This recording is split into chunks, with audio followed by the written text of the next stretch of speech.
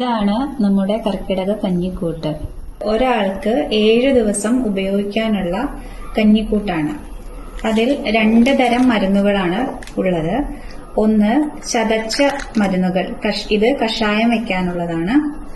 പിന്നെ കുറച്ച് ഫൈനായിട്ടുള്ള ഒരു പൗഡർ ഉണ്ട്, അത് കഞ്ഞി വെച്ചതിന് ശേഷം അതിനു മുകളിൽ വിതറി കഴിക്കാനുള്ളതാണ്. ആദ്യം ഒരാൾക്ക് ഒരു നേരം കഴിക്കാനുള്ള കഞ്ഞിക്കൂട്ടിന്റെ പ്രിപ്പറേഷനാണ് നമ്മൾ പറയുന്നത്. ചതച്ച മരുന്നുകൾ 1/2 സ്പൂൺ എടുത്ത് 1.25 ഗ്ലാസ് വെള്ളത്തിൽ തിളപ്പിക്കണം. ഒരു 2 മിനിറ്റ് തിളപ്പിക്കണം.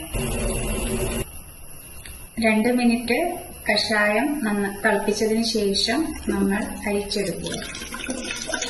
ഈ അരിച്ചെടുത്ത കഷായത്തിലാണ് നമ്മൾ കർക്കിടക കഞ്ഞി വെക്കാൻ പോകുന്നത്. 4 സ്പൂൺ അരി നന്നായി കഴുകിയതിന് ശേഷം നേരത്തെ പാകം ചെയ്ത കഷായത്തിൽ വേവിക്കണം.